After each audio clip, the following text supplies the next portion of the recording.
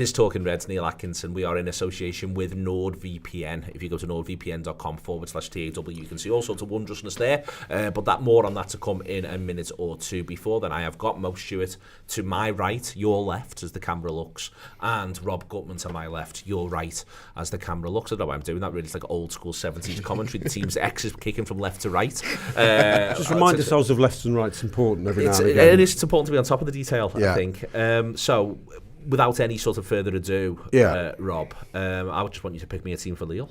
Oh, bloody hell. Straight in like that. What team would you like to see for Lille? Because you want them to come first or second in the group, don't you? Okay, it's a difference between what do I want or what do I think he'll do? Can we do think? I want what you want. Oh, you don't want to hear that. I want the the first name on the team sheet is Jaden Dans. There you go. You asked for it. Second name is Kaza. Yeah. Third name is Darwin Núñez. And you can make that work somehow because they're my three favourite Liverpool players of all time. No, let's do what I think he'll do. Okay, if you want to do that way around. In goal. I think he's going to go Alisson. I think because the news is beginning to seep out that Kelleher is playing his last season for Liverpool, I think the manager correctly should be doing the lad no favours at all. Quite frankly, giving him games is a sop to him staying on as the mug second keeper. Doesn't the idea of him playing keep him in rhythm? No, more the idea that if you want to increase his value from a gutter point of view, Rob, he's got more Champions League appearances under his belt.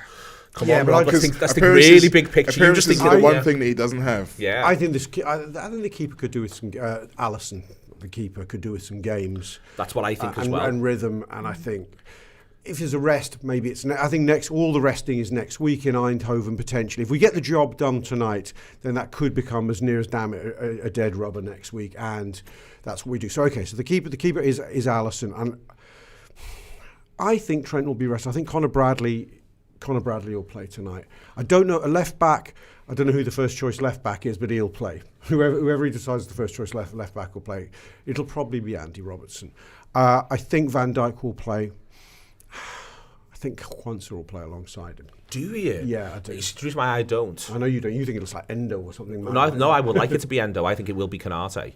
I think it's quite rare. Mind you, Kanate was on the thingy yesterday. That's what I think. Well, is that fair? If they do a press conference, they almost certainly play. Is that the law? Pretty much the law. Rule? I mean, you can see the reasons why he put him up there because it's a French team and obviously he's a French speaker in there. But I think it would be a surprise for him to be up front for that and then not in the first lineup. And particularly the way that he spoke about him, talking about how he's not concerned about him needing time to get back from injury. He'll throw him straight in. What he actually said was wild, by the way. It was like, actually, I rushed back a little bit and I'm actually still playing with pain. But it's fine. Keep playing me. I'll die for this team. And, I mean, I absolutely love Ibu Konate. Anyone who watched it, you can't not love him. But, yeah, there might have been people up who had hair, not Tony Barrett, obviously, but other people who would have been tearing it out, just saying, shut up, man. But I think he'll play. As you said, the Champions League law that thou shalt play if you stood in front of the press 24 hours earlier will abide. So I withdraw the Kwanzaa remark. He might not play the full game, though. No, he might not. I would start Endo. I think Gravenberch, Gravenberch is going to start because I think he's just going to go stronger than we all think. I don't think this is a multi-rotational game. I think he wants to go out and win it and make sure next week really doesn't count for shit at all. I do think the other two, the 8 positions, he's got some flexibility because putting either or both of Curtis Jones or Elliott is not a big downgrade at all. Whereas if you take Gravenberch out, you do risk that. Yeah. Front 3, Darwin kind of has to start. Really, it's an opportunity. He's the right man in the right place at the right time. Mo Salah's not going to not want an opportunity to play in the Champions League. I think he might be hauled off early, regardless of game state. Left wing, I just don't know. I think the lad who isn't going to start on Saturday against Ipswich will start, and I couldn't call whether it's Gakpo or Diaz. Maybe people have said maybe Diaz needs to get back in the swing of playing left wing, so maybe it'll be him. He also went off earlier. Well, there you go. So I would argue he's flogged Gakpo a little bit. Gakpo's got a lot of, if not 90s, a lot of intense 85s. Yeah, I've noticed. And again, speaking of next week, you suspect that he will be one of the ones who does play because it's literally his old team. See, that's the weird thing about next week, which everyone's going to go, well, I don't want to see Virgil travel. No way. Gravenberch, I want him in bed or for 72 hours, right? But these lads... I don't want him in bed for 72 hours. You know what I'm saying? But these lads are Dutch. You know... I know it's not as simplistic as, yay, we're going to Holland to play a football team in Holland, can we play because we're Dutch? But there is an element of wanting, a certain sense of pride of wanting to go back to the motherland and show up, quite frankly, in a game that will be seen as a big game in Holland. So it's a tricky one, that, and no one will be more acutely aware of that than the manager. So it's very hard to call. What do you think? What do you think he's going to do in attacking midfield? So I would have normally said, all things considered, that this would be a good game to give Elliott a start in.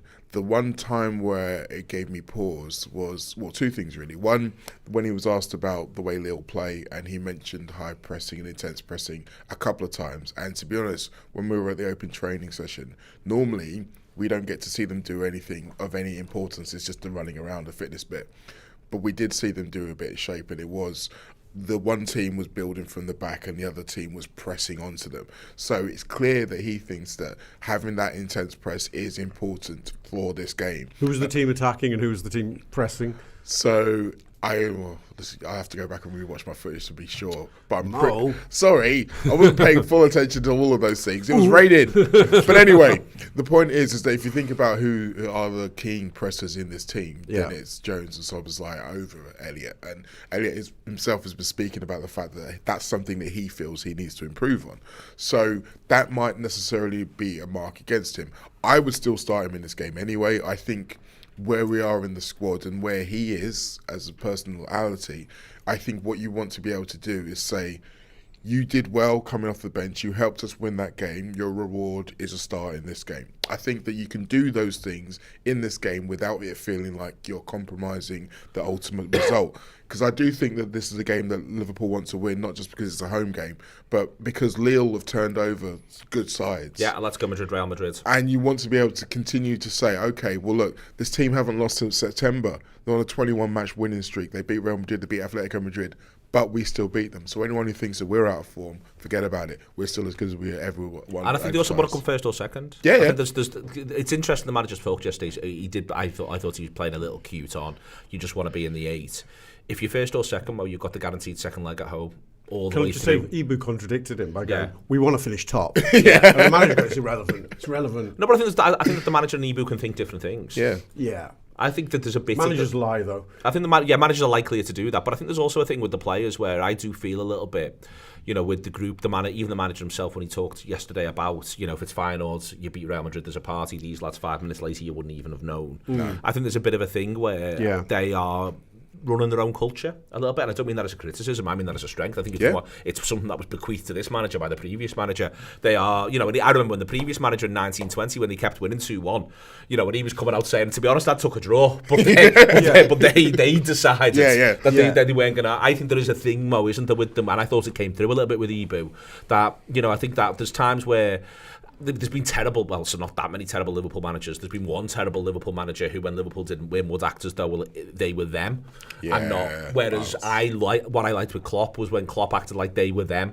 was when actually we were winning loads. They were them. It was them who was doing the winning. I'm just some fella who's trying to make it happen. And I'm getting a bit of that energy at the minute with them. They're sorting a lot of this out themselves. Yeah, I think so. And I think maybe that was their initial coping mechanism at the point in the summer where there was the big change, because it was like, okay, well, everyone assumes that this is going to be massively different, that we're not going to be as good anymore because he was so big. Well, let's prove to everyone else that we have a large part of what goes on in terms of the results. And it's just a kind of like a self-governing culture. If you listen to the way everyone spoke about, particularly Milner, but also Henson, also Lallana, that kind of idea where we don't need the manager to tell us when standards are slipping or to set the standards. We do it ourselves, and that's something Slot says about Virgil all the time. Anytime anyone gives him a chance to talk about it, that's exactly what he says. The loudest man at training. Yeah. Loudest coaches. He is the leadership group now. There's an Uber leadership group. It's one man. He's loading the coffee machines in the nice little coffee shop that they've got. But I think that's important, because think about what's another thing that Klopp said about the idea of you getting bored of a manager, or you just don't want to listen to him after a period of time anymore. Well, if you're not really having to live or die by everything the manager says to begin with, that's like it's happened. If he's not the guy who's setting the table and telling you everything you need to do, if you're self-regulating, then all the manager needs to come in and give you little tweaks and little fresh ideas here and there. So I do think it's a strength. I mean, you have seen it kind of go the other way. I think of like the classic Chelsea team who would basically just like, bin off a manager and say, no, we're done with you now. We're going to come up and do this. I don't think we're at that stage, but it's definitely something when times are tough, when you're at the sharp end of seasons, that's actually really going to be a benefit. How much Kaza are you hoping to get tonight? What's your ideal amount of Kaza, other than 100 minutes or 72 hours in bed? Well, in all seriousness, I would like Kaza to establish himself as a Liverpool player and for the manager to see him as useful enough that maybe in X number of games' time he goes, we could give Kaza a start here in a big game. Because there's no reason why you can't get at least 30 minutes in 3 of the next 4 games. Well, okay, yeah. No, that's not right. Sorry, no. I'm sorry. I want to stretch all the way to Plymouth. I got me Plymouth and Bournemouth weeks mixed up, but you take my general points. Well, yeah. It'd be nice to feel that 60's not too early for Chiesa. He sort of said, I don't want to start him, and I don't think he is going to start him anytime soon. Maybe by the time we arrive at Plymouth, if everything's gone to plan with Chiesa and he hasn't picked up a supplementary niggle, maybe that's the game he looks to start him in. But if we can keep using him, and we can come to talk about him the way we talk about Harvey Elliott or even Diogo Jota, quite frankly, go, Chiesa came on and he was brilliant, then fantastic. Look, let's just rewind to the moment we signed Chiesa. There was all the caveats about his injury record. Lots of people spoke about them, mainly you, Mo. And you were spot on. But the other thing does still abide. He's got talent. He's really good. But, well, I think we've seen glimpses of that. And it'd be nice to see if that prophecy can be fulfilled, that he's a proper Liverpool player. Definitely. For me, it's not so much the minutes, it's the 2 things really. One, I want him to contribute to a goal again. So even if he comes on in the 85th minute, if he scores or assists, I'm very happy. Also, I kind of like the idea to see him start somewhere that isn't where Mo Salah is. Because I think the idea that he only gets minutes when Mo Salah is on the pitch is a bit of a hindrance to him. And say what we like about the whole idea of the Diaz as 9 thing, we don't know how much more of it we will see. But if Slot's got another card in his back pocket, aside from obviously Jota not being around right now, if say he's not working for Nunes and he feels like, well, Diaz is actually playing really well on the left, I don't want to move him in the middle. If he can say, well, okay, I can give Chiesa 15 to 20 minutes in the middle, see how he goes, then maybe that just adds a little bit of benefit, adds a little bit of depth without necessarily adding another body. So I wouldn't mind seeing a little bit of that. Maybe you give Nunes a start up front, and then maybe on 65, with a view to him probably having to start again against Ipswich, you bring on Chiesa and say, okay, have a little run in the middle, see how it goes. It's all exciting stuff. I'm into that completely. And also I think that it allows him to do the sort of the false nine-ish thing, if that's what he wants to do, or even just take control. Let's say we're ahead in the game. It can be a tactical move that as much as a fitness one, where you can say, well, we're ahead, but we want to just shut this down a little bit, so we go to the more attacking midfielder option than the pure 9 option and go from there. Didn't he... Kaza's had a start, hasn't he? And was that the West Ham in the League Cup? Where does he get a lot of minutes? Is it West Ham? But he starts in the 10. Well, he's in the 10 or in the 9, effective the false 9. He definitely starts. The West Ham in the League Cup was Nunes with Jota off him. Which game does he start then? So no, he does start in that game though. But he starts right winger. Yeah, does he? Yeah. Or maybe it's when he comes off and he has quite a lot of minutes. Is it the game before? I think he plays them centrally. He comes off the bench. He comes off the bench and gets minutes. Doesn't he hit the post or something? Yeah, that's Bournemouth, I think. That's it's Bournemouth in the league, and he comes off and he hits the post, and he comes on in a central position. So we've seen that. I think he'll look at it now and go, look, I've lost Jota for God knows. Hopefully it's a couple of weeks, but you never know. It could easily become 8 weeks with Jota's body chemistry, quite frankly. And I think he'd like Chiesa to fulfil that role. I mean, he quietly got a goal the other week. I know it's Accrington Stanley, but a goal's a goal. The boy is up and running. He got a free assist at the weekend. So quietly the numbers are coming. I think Elliott is the one, Mo, which I think is a little bit the toughest. Yeah. I think Elliott's biggest problem this season in terms of getting himself more starts and more time on the pitch is who plays next to Gravenberch and who plays left back. I think there's a problem in terms of, and also Salah, really, if we're honest. Salah stands at the edge of the box. There is a set piece thing. Liverpool have been really good from defensive set pieces this season, less good from attacking ones. But part of that is you've just got big lads who head it away. Yeah. And I think that this is, we're now in a period of, I think, quality but also consolidation. And I think that there is a little bit of a thing here where, especially in the early going in games, that's where the opposition get the odd corner. We've seen it against Forest, we saw it against Brentford, we saw it against Manchester United. I think people will at times obsess over lots of facets of football.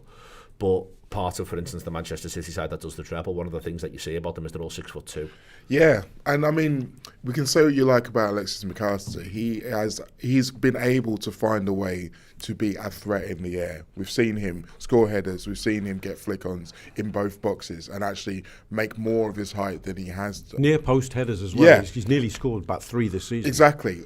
Harvey hasn't quite cracked that code yet. No. I mean, it's something that obviously he's still learning. He's still relatively young. I think he's only 130 games for Liverpool, so he's still early on in his career. But he doesn't have that yet, so you're still in the situation where for him to get the start, other things need to be, like the table needs to be set appropriately for so that's what I think. So for instance, tonight he goes Gravenberch, Jones and Elliott. I go, well, that's all right. That makes a bit of sense because he's still got that sort of, it's almost like Jones. And I think that people don't like this stuff because it sounds sort of reductive. But I remember the previous manager again at the end of the season, last season, says, I probably wish I started Harvey more. But then that makes me wonder, well, why didn't you? And going back to, well, one of the reasons why he didn't will be the thing I'm literally saying right now. There's so much to football at times, but one of the things that matters if you're trying to be a top team is we think we'll get our goals. We just don't want anything soft from set pieces for the opposition. No. And you look at the games that he did get starts in last season, and a lot of them were cup games. And you have to remember the difference between being in the Europa League last season and the Champions League this season is marked.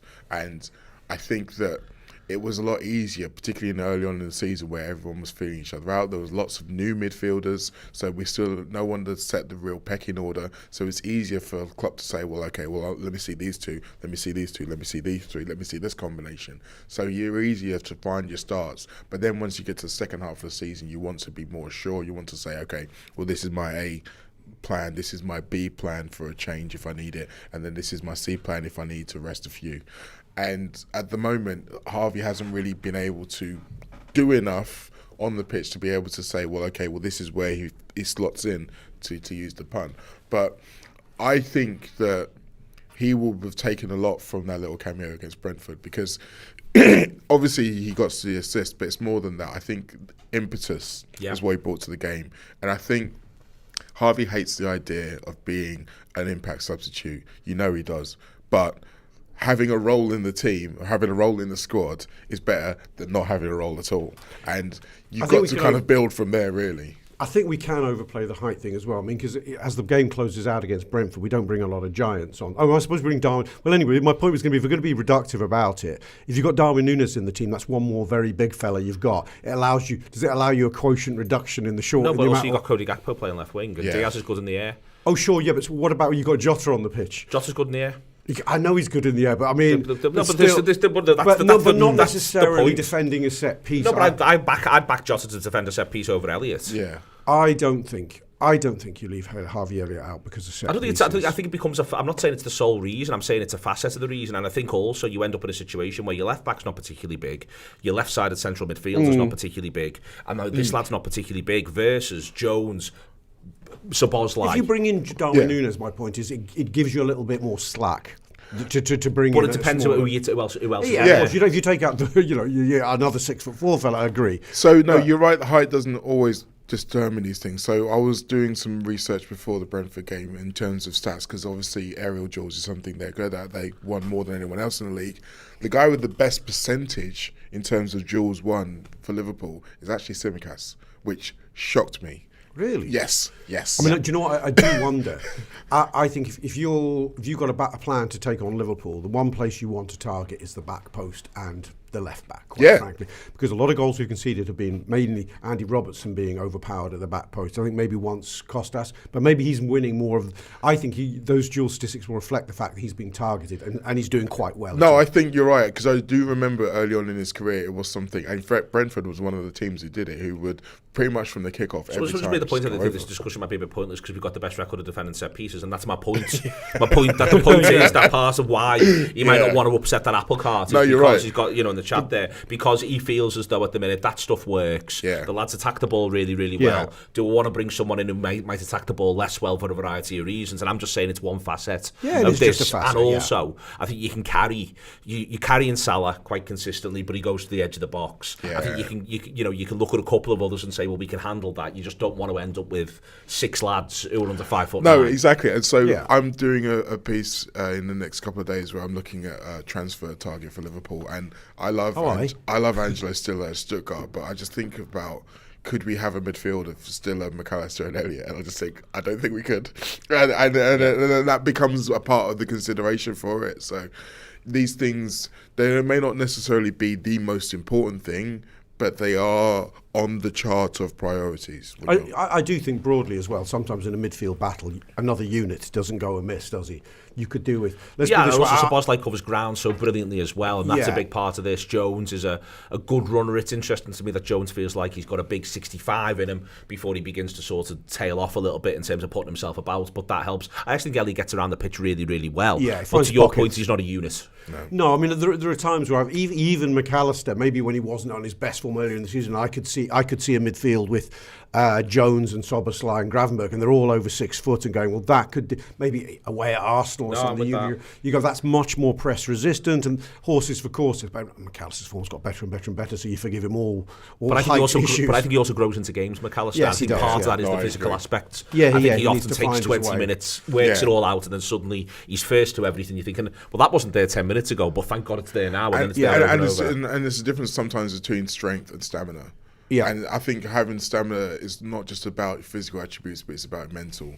Because if you're still able to be sharp and to be able to read the game when you're absolutely knackered, then that's something that kind of puts you above a lot of the other players around. And I think that's really one of the areas where McAllister excels.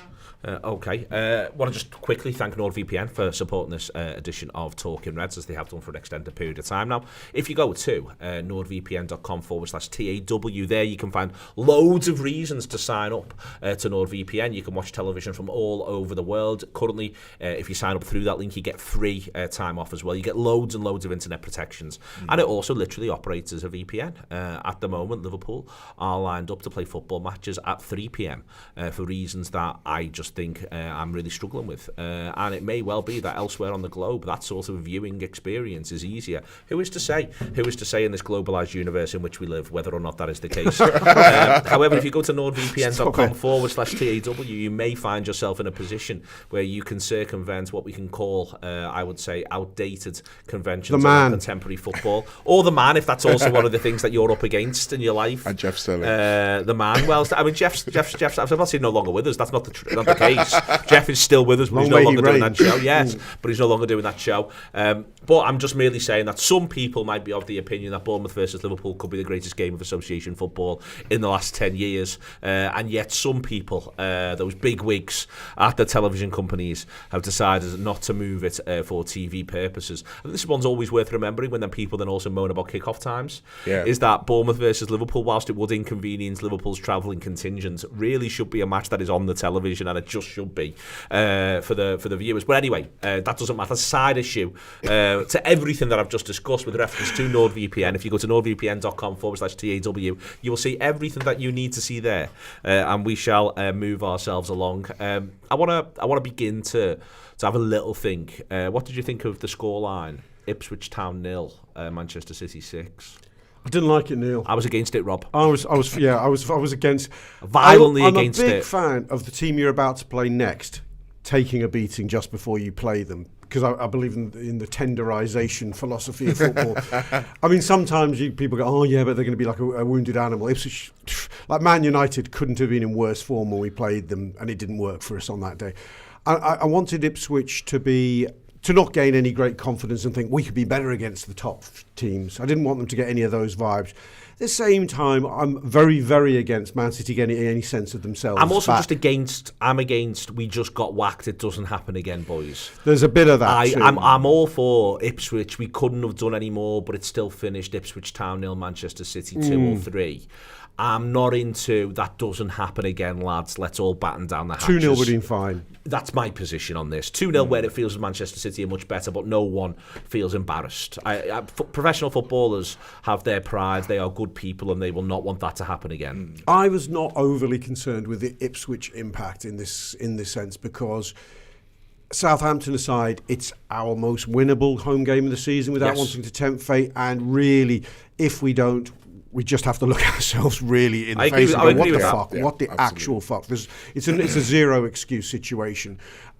Even if we have a man sent off, I'm going to say in the first half hour, I still demand that we win that game.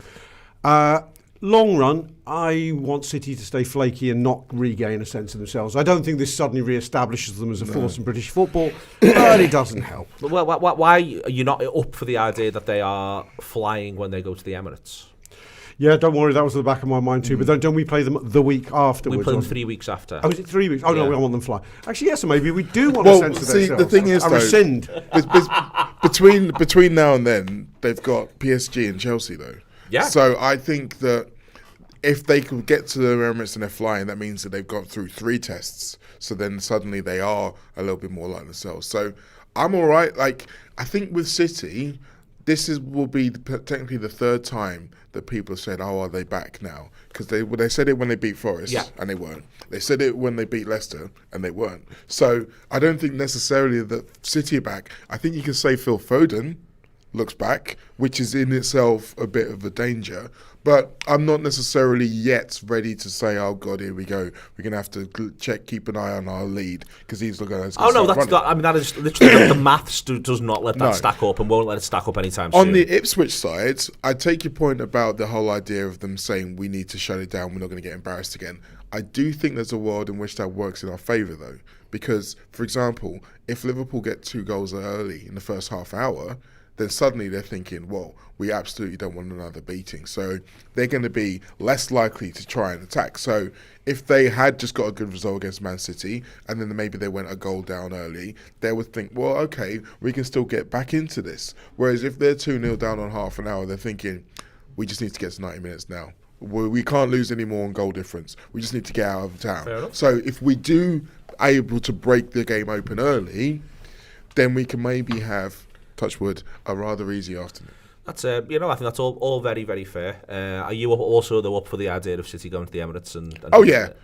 I want them to be blood out, knives out, the works. I mean, I want them to be playing that Erling Haaland stay humble thing in the Arsenal dressing room on repeat. So I want them to come so het up, so fired up that there's 3 red cards and it completely kiboshes their season for the rest of the come.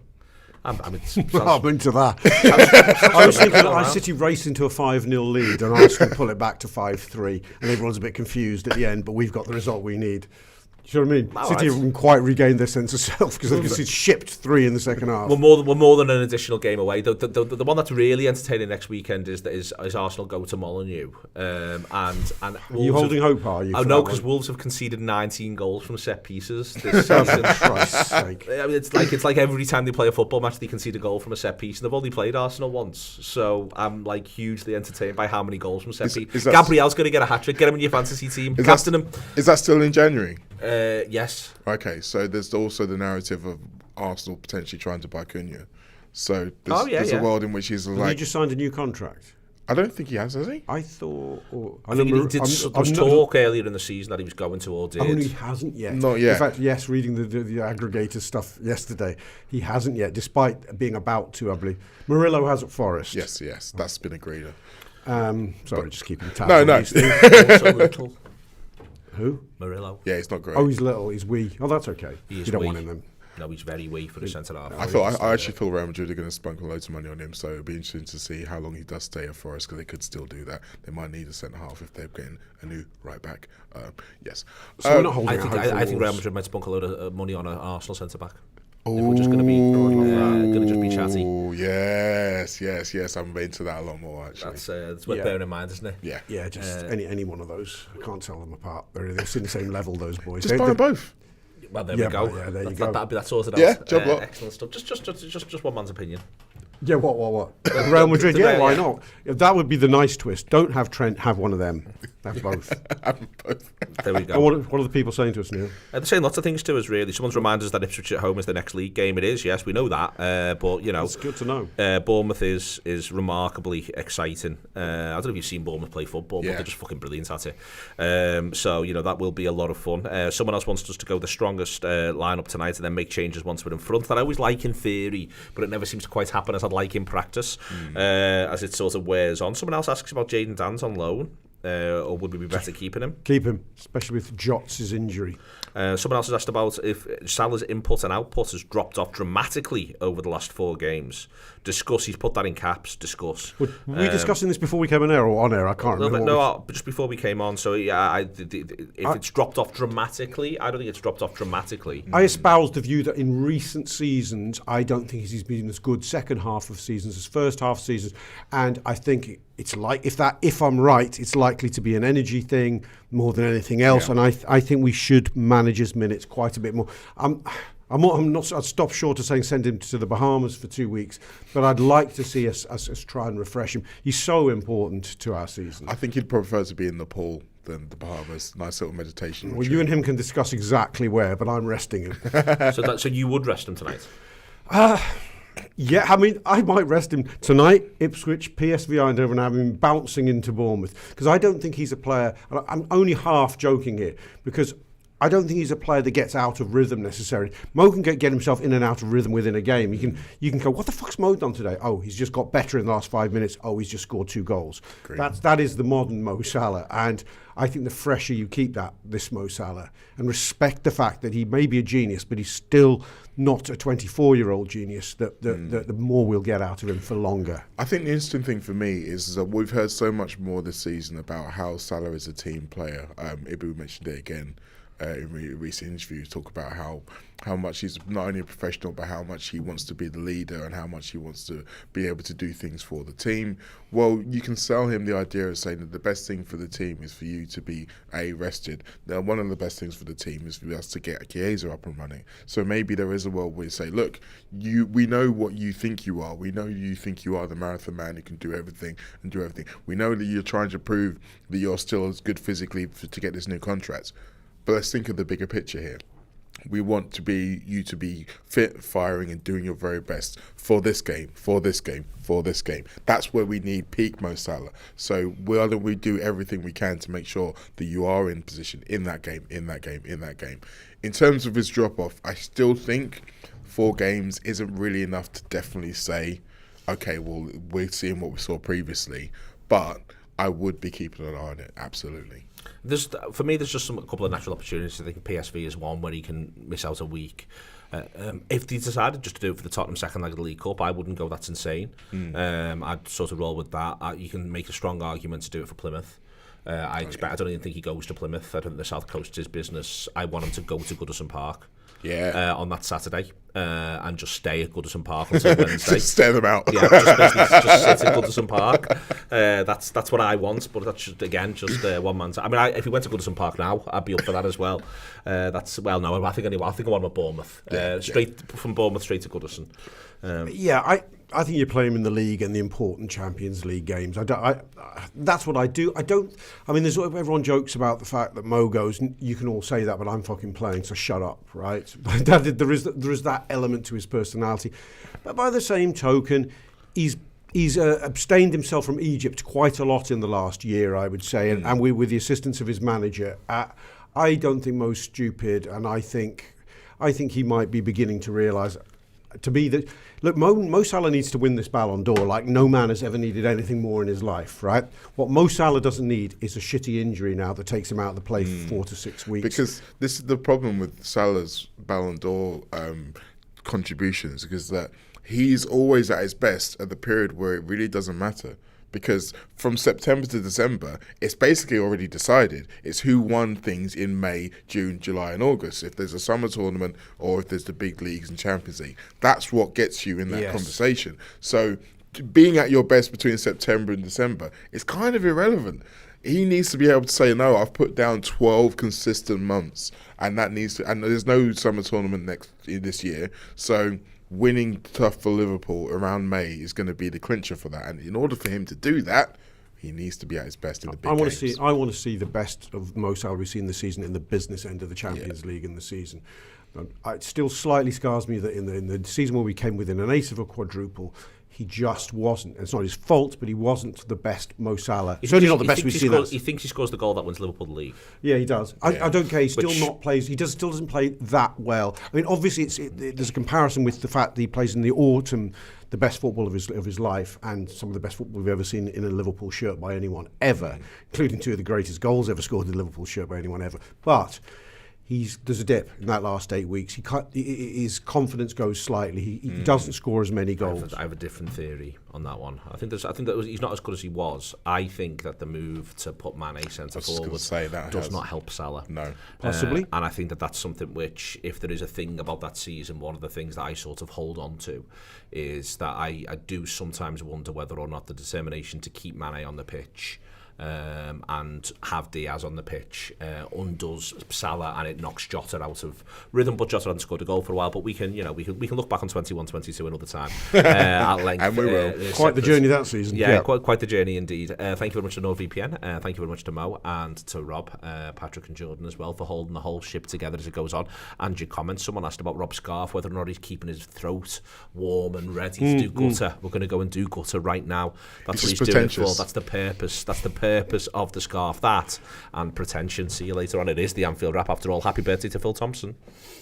Bring your digital life to a whole new level with NordVPN. Choose the fastest VPN on the planet and explore the internet without interruption.